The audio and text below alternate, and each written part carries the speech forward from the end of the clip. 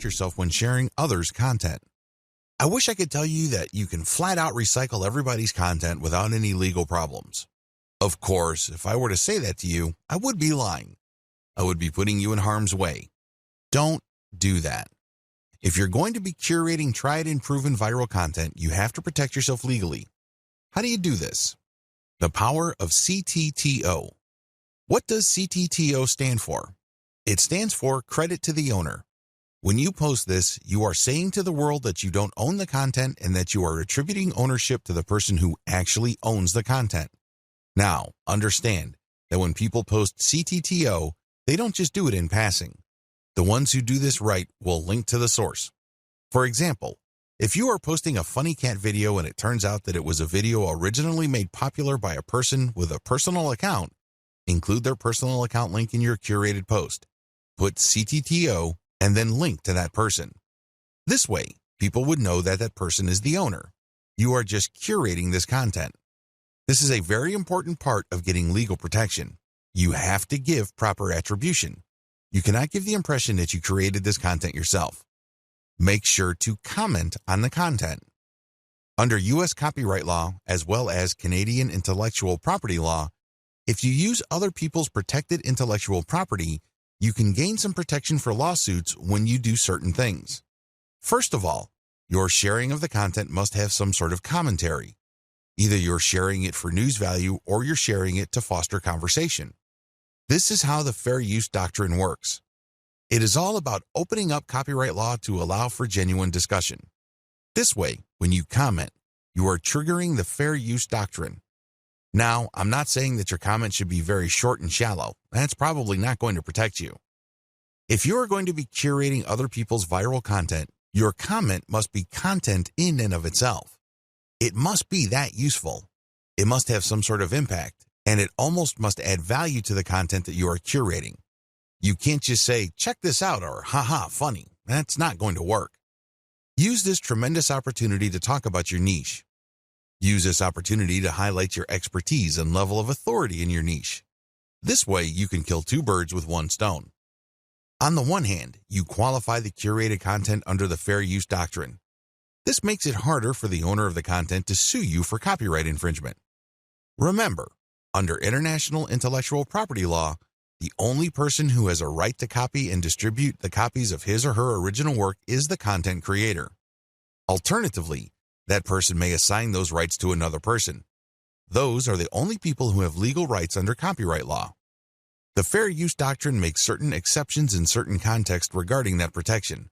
This way, you can freely share somebody's content, provided that you are adding commentary, adding value, or you are positioning it to foster discussion.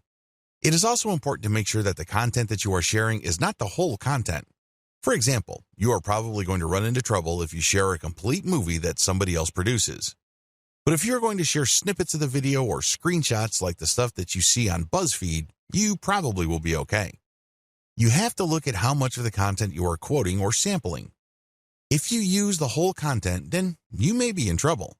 It is also important that you link to the source. This way, they benefit from your curation. This creates a win-win situation.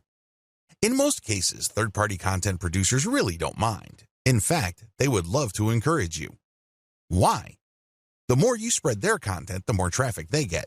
The more you popularize their content, the stronger their brand becomes. You're doing them a big favor. Things get a little dicey when you're sharing snippets of popular movies or TV shows. That's when things can get a little touchy. Do yourself a big favor and make sure that there is commentary with the content that you are curating. Make sure that you use the acronym CTTO to protect yourself. Also, if you get any kind of complaint or notification from the rights owner, pull the curated content down. It's not worth it. You don't want to blow all the cash that you have managed to build up creating your own distinct online brand because you don't want to let go of curated content. If you're doing this right, you should have a lot of curated materials anyway. You're not really losing much if the rights owner tells you to pull down a few posts on your social media accounts. When you get such notifications, make sure you act on them promptly. Don't sit on them. Don't blow them off. You're just going to make things harder on yourself if they decide to sue you. Make no mistake, intellectual property right law is no joke. There are fines that you can face, and you might even get jail time. It can get that bad. So do yourself a big favor and make sure you protect yourself adequately when sharing other people's content. Now, please understand that what makes this really murky is the fact that when content goes viral on the internet, it usually changes hands so many times. In fact, this may have happened so much that you really don't know who the real owner is. You really don't know who created that content in the first place. Do yourself a big favor and make sure that you follow the rules above and you are very responsive to take down notices or notifications. How to share viral content on Facebook.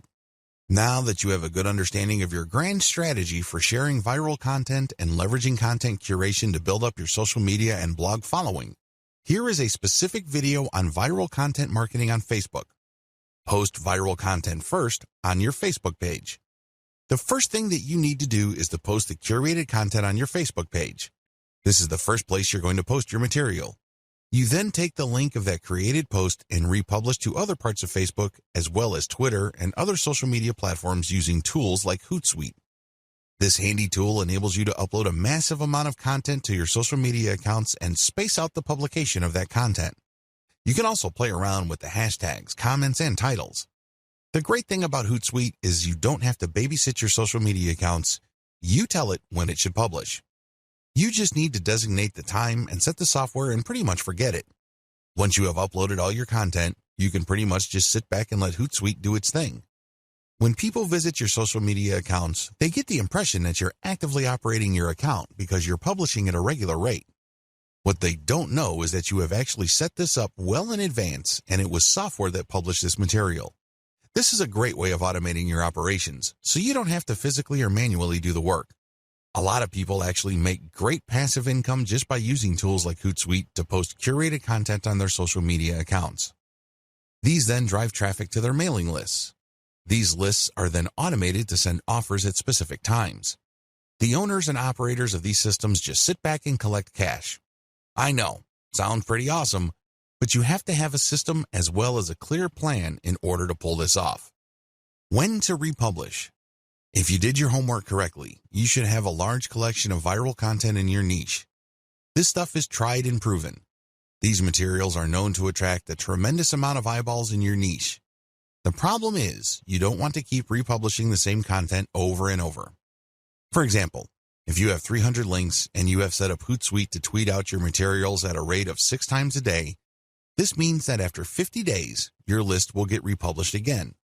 You may want to tweet more frequently, like 12 times a day, and this would cut down your republish date to 25 days. Can you see the problem here? You're probably going to lose followers if it becomes obvious to them that you're just recycling the same content over and over. This is why I suggest that you get a huge amount of content so that even if you are publishing at a very frequent clip, every single day, your republication is not going to look obvious. Why republish anyway? You can do things the hard way and get just a massive list of content and set up your system so that you'll never publish the same content more than once. You're more than welcome to do that. It takes a lot of work, time, and effort. A lot of people don't do things that way. Instead, they would rather republish. As long as you have enough materials to recycle, you should be fine. If you're going to be republishing once every 2 months, that should be safe. Still, why should you republish? Well, when you do this, you get many bites of the apple. Maybe for whatever reason your initial publication did not get your followers' attention. Hey, it happens. If you republish, you get another chance. Also, when viral content gets hot, it gets cold very quickly. But this doesn't necessarily mean that people who are originally interested in it have completely lost all interest. When you republish at a later date, you might awaken interest. People might think that it's a nice throwback and share it, and this can give you new fans. Regardless, if enough time has passed since you originally published the curated content, you give your fans the impression that they are seeing new content. This is always a good thing.